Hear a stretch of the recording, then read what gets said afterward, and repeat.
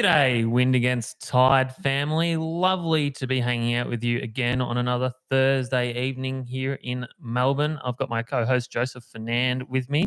Davey, good to be here. It's very exciting, Joe. I'm wearing my fly fishing shirt today. I need a couple of flies attached to this piece of embroidery. So Yes. maybe I should get into fly fishing. Suits those greys that are starting to pop out of your hair there, Joe. Turn it up. Better than being bald. How very dare you? Oh, I'm wearing a hat by choice. Good. So anyway, tonight we are joined by a very special guest. He's actually sitting on his commercial fishing vessel at Bermagui right now on the south coast of New South Wales. So without further ado, good evening, Jason Moyce, aka Trapman Australia. How are you doing, my friend? Very good, thank you. Good to have you on watching a beautiful sunset from the deck. That's good. Oh, how good's that? So you actually said you're going to sleep on your boat tonight. Is that just so that you can get an early start in the morning, or you got stuff to do this evening? We're just a little south of Burmy, and we're going to stay the night and work our way back again through the fish trap gear. So we do this now and again when the water's good and the snapper are running. Oh, beautiful. All right. So for those that don't know much about you, how would you sort of describe yourself? Obviously commercial fisherman, but there's a few more strings to your bow, Jason. I am a commercial fisherman. Have been pretty much since I left school in year 9. Went straight to commercial fishing. Dad was a fisherman. Just sort of commercial and try to do as much for the rec fishing community, which is something it's a little bit different. There's another guy that does it now on the East Coast here called TK, and he does a lot of stuff for wrecks. But it's just showing a different side of the commercial fishery where, it's not all, and I hate this saying, the rape and pillage part of it. So just opening up a few eyes and helping out when I can with any reports or stuff I'm asked on Facebook. So, it's just that's pretty much my deal at the moment. That's fantastic. And I know with TK, who you refer to there, he kind of alerted the whole wreck fishing sector of New Zealand as to where some southern bluefin were that they could catch, and it kind of created a whole new fishery there. So it sort of brings the question, do you think that wreck fishermen and commercials can actually coexist, or will there always be animosity between the two parties? It's a 50-50. I mean, I'd like to think the majority do appreciate commercial fishermen for what they do and the respect they show. We're pretty well managed. We're one of the biggest managed fisheries in the world. So our numbers are going down. Wreck fishermen numbers are going up. So there's got to be an equal part where people. Well, they say 10% of the population fish, 90% don't. So they deserve to have fresh seafood. And it's good to have that where commercial fishermen can give Australian public fish. So I think the majority understand. There's still a few out there that they hear the word net and they cringe and past things have happened where I know a lot of stuff's happened in the past that don't give commercial guys a good look, but the world's changing, people change, rules change, and it's as I said, it's managed so well now, and fish populations are going up on pretty much most species around Australia. Yep, fair enough. So, what kind of commercial fishing do? You said that you're chasing snapper at the moment. Yeah, I do. They call gummy fishing, a bit of line fishing for gummy shark. I snapper fish, as in snapper trap, leather jackets, moe, snapper. And I also have lobster quota where we do lobsters sort of during the early summer sort of thing when they run out to the shelf, and we catch them out there leading up to Christmas, which is a good price sort of thing. So that's pretty much my whole year. Just mix it up a bit. So you're chasing different fish all throughout the year, depending what the season is, or do you ever get a break? Yes, I do. Weather's my boss, so I can get long breaks, sometimes 2 weeks. Also, the currents pretty much run the show too. So when you got really super hard currents, which like we've had ridiculous the last 12 months, you can have weeks off, but you just can't do it. There's just nothing you can do. So you just got to. There's Yeah. always a lot of shore work and boat work and maintenance to catch up on. But yeah, we have big breaks of no fishing. There were huge currents. Was it last week? What were the currents doing last week? I've heard some crazy numbers thrown out there.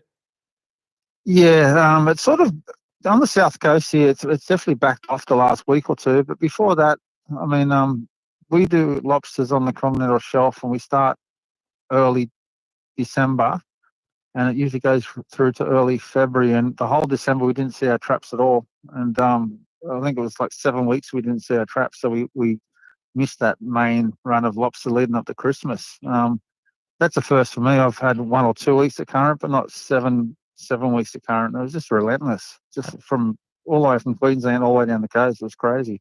That's crazy. And are you seeing different species of fish given the hotter currents that we're seeing at the moment? I mean, there's been discussions that the water coming down on the EAC at the moment is way above average. Yeah, we had tropical sea snakes Yep. washed up on the beach late last year, which is a different. I mean, I've seen them in Sydney a few times, but not as far as Eden are washing up them leopard snakes or something like sea snake or some kind of sea snake. But yeah, we've seen cobia down here. We've seen wahoo, a lot of bull sharks Yeah. in the rivers and stuff down here. It's crazy at the moment, especially around the Bateman's Bay area. It's bit of a plague there at the moment. Yeah, there was that video you So put up of guys with a marlin frame feeding the bull sharks. yeah, It's on yeah. I mean, it wasn't overly clever, but and then quite but ironically, Bateman's Bay. Yeah, well, Bateman's Bay's had a massive marlin season. They had them really early, so a lot of people have been throwing their frames in the water there. I mean, not many marlin are caught, but you get 10 people keeping some. It's 10 frames. It's a lot of burley in the water there. yeah, and then quite ironically, I guess there was a actual bull shark attack at Sydney. I think it was yesterday or the day before. So, Yeah, is it normal? timing, unbelievable. Is it normal for them to be that far south at Bateman's Bay? We've caught them as far as Maroondah Yep. over the years. Not many, just the odd one. But we have had some pretty warm water in recent years. I mean, there's things like pearl perch caught at Montague Island, which is more north coast sort of fish. So definitely things are warming up. Definitely on the east coast here in the last 5 or 10 years, as far as my experience goes. Anyway. Yep. So, for any young fellas listening or old fellas that want to change the scenery, is commercial fishing a lucrative occupation? Are you rolling in the dollars there, Jason? If it was, I'd be at home in bed, not sitting on this bloody deck. Look, I sort of grew up with it, so I can't imagine doing anything else. If you know what you're doing, you do it. It's like any job. If you put the hours in and you're good at what you do, and it will pay off. As I said, we're governed by pretty big restrictions with gear and days we can fish and this and that, and quotas for lobsters, quotas for this, catch limits for sharks. So you got to mix it up a bit. You can't really rely on one species and just go hell for leather because the restrictions. So it's a tough answer for me because that's all I've done. So for someone to start, I wish them luck. It'd be tough. So you've never had like a day job of any other description, just straight into commercial fishing your whole life? I helped a mate tile roof a house once, and yeah, that was about it. I hated that. I've seen some old school photos of you off Sydney back in the day with some giant kingfish, which I guess you were chasing commercially. What do you think of the kingfish fishery at the moment? I know Montague's always been quite a famous area for kingfish. Do you think the species is in decline, or do you think it's in good shape at the moment? I think there's a bit of trouble with kingfish. Montague's been pretty quiet the last couple of years. Lots of rats, which are obviously undersized. Obviously, Melbourne's had a good run at the rip there, but it is scary when you get 200 boats there fishing when they're on. And Montague's the same, and Sydney's the same. It is a lot of pressure. Obviously, the kingfish trap's improved, and they're on a really good comeback. I mean, when I left Sydney, 15 years ago, there was nothing to catch 20 kilo fish. mind you, I was fishing some places that probably a lot of people didn't know. But I don't see a lot of that size fish around. And social media, people do hide a lot of stuff these days, so they don't want the crowd. So that's understandable. But from the catches here, definitely on the south coast, it's definitely in a decline. I think personally, I think the size limit should go up a bit, or bag limits should drop, because 5, 10 kilo, 8 kilo, 6 kilo kingies is a lot for one person to eat Yeah, in New South Wales. 100%. Yeah, the best king fishermen that we probably know, they keep everything off social media these days. But what was your secret to catching the big fish, or do you just think that was the size class that was around back then? Years we used to always catch live squid. That was one of our big secrets, which wasn't overly a secret in the end. We had a few people in Sydney sort of make that very social. I'm going back 20, 25 years ago. Yep. And you definitely get the biggest fish on live squid. Live slime is a must do. Yep. Yellowtail is usually a last resort, but obviously we used to do a lot of jigging and stuff too. But when knife lures come out, that changed a lot of things. Because to be a professional jigger or a good jigger, you need to have a really good style. But when knife lures come out, you can just go out there and just chuck a wobbly and you'd catch one. It changed the whole scenery. And I remember just seeing, especially a very famous place at the off Sydney called the Peak, and 3 or 4 boats, a couple of pro boats, 3 or 4 amateurs, all jig kingies, and we'd all do all right. And then knife lures turned up, and it was just overnight. Everyone could catch it. It was just opened up a whole new world. So that really hammered the population a fair bit. Yeah, Wow. okay. We definitely couldn't get them on the jigs a couple of weeks ago. Yeah, it's because you were jigging too methodically. You're supposed to just absolutely let loose, Joe. I was trying to tell you that at the time. Oh yeah, you were a crazy man whipping that rod. Depends what jig you got. So Yeah. Well, it's a bit funny. Like, we're jigging inside Western Port, which is an estuary, and we're in like 8, 9 meters sometimes up against marker buoys with 200-gram jigs. So you got 3 jigs, and then you have a projectile coming at someone's face. Yeah, that is scary, especially when they follow it to the boat and you keep jigging hard. Yeah, so you got to be a little bit careful there. Do you do any wreck fishing, Jason, or is it just strictly business? I do. I do a fair bit. Not as much as I'd like. Because I got a 9-year-old daughter. When I have her, she's always wanting to go fishing. So we do a lot of river fishing, brim and flathead and stuff. Haven't taken commercial fishing yet. I just wanted to ease her into it, sort of thing. We've tried some beach fishing for sharks a few times, unsuccessfully, but I do a fair bit. I used to do a lot more when soft plastics first come out years ago for snapper. That was good fun. But at times sort of I don't have the time these days to do as much as I like. Only when my daughter's around, and then we just get stuck into it. Yeah, awesome. So would you say that the estuary stuff's your favourite things to chase these days, or do you still prefer being out on the deep blue? Yeah, I do. I don't mind like just 4 kilo line, casting the small lure for brim, or a vibe lure or a surface lure for whiting. We did that for years and years. It's funny, like I see on social media, like someone's just invented it, but these things have been around for years. I love it. It's always good fun. Yeah. Do you enjoy chasing the flathead in the estuaries? I do. It's good on the sand flats. So it's almost sight fishing. You see them chase your lure nearly to your feet sometimes. Malakuta was always one of my favourite places to go, and then Victoria there. Tell us about your best time at Malakuta. It would have been. I went with a mate of mine who lives at Marimbula, probably 25 years ago, maybe a little bit longer. Geez, I'm sounding really old here. Yeah, there was actually still commercial fishermen there when we went there, so it must be a fair while ago.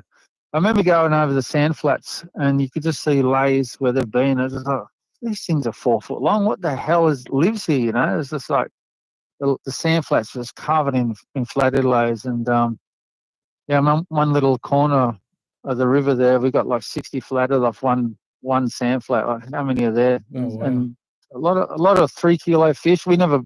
Back in the day, this measuring thing, so many centimeters, that wasn't a thing. It was always, this weighs about 3 kilo, 4 kilo, we'll throw it back or whatever. Were you using they were in were you using they were in play. Mr. Twisties back in the day? We actually had eels with a round blade tail on them, the old-fashioned lure. We used to love using them. Yeah, and they're still around today. I mean, they're still in the shop today. But yeah, not the old green. I remember as a kid seeing the old green fishes. Well, what the hell are these Christmas decorations? But, yeah, no, they were great times. They were great times. You go down and get 100 flat a day. It was nothing. It was crazy that back then. Awesome. I love that. Now, a couple of years ago, I haven't really seen that much recently, but there was a period there where you were doing, I believe, some shark fishing commercially, and heaps of your sharks were coming up predated upon by other sharks. Yeah. Do you think that that's showing that Bermuda and that region is suffering a shark plague, or do you think they've always been there, or what do you think the go is with that? I've been commercial fishing for going on 40 something years now, and I've always fished for sharks. There's always, good money, not bad money like the big animals, but the smaller sharks are always good money. And I've never seen sharks as I have the last 10 years. It's that goes to Sydney, South Coast here, and I've travelled a few places around Australia. It's like these things are everywhere. I'm talking about mostly whalers, bronze whalers, and them sort of species. Definitely down at Burmy here, and I mean that's pretty much everywhere on the South Coast. We do a little bit of shark fishing, not a lot. We're restricted for the amount of shark we can keep a week. We can keep 500 kilos a week as a commercial fisherman. That's cleaned. That doesn't include makos. They're not allowed to be commercial fished. Also, great whites and grey nurses and all that are all protected. It's usually dusky whalers, bronze whalers we go for. Yep. And definitely in recent years, if we set overnight gear to go check it in the morning, we'll just get heads back. It just can't do it. They're just in absolute plague. So we usually fish the nights, just burly up and get them at the boat, or we set gear and go through it within an hour. Like just 3-4 hook set drop lines set on an anchor. Yep. And the scary thing is the best places to catch a shark is right in the back of the surf beaches. Yeah. That's where they're most plagued, especially at night. And I'm talking crazy size, and that's where most of them get eaten too. Oh dear. So, What's the biggest one you've seen? The biggest shark I've seen would have been at Sydney at a place called the Peak, or Chicken Kings, and it just looked like a VW going past me with fins. So I remember it circled the boat twice. It was fairly long, but it was just so thick. The big females seemed to get really girthy, and I quickly draw up off the ground. I was like, well, look at this thing. It was a tank. It was a monster.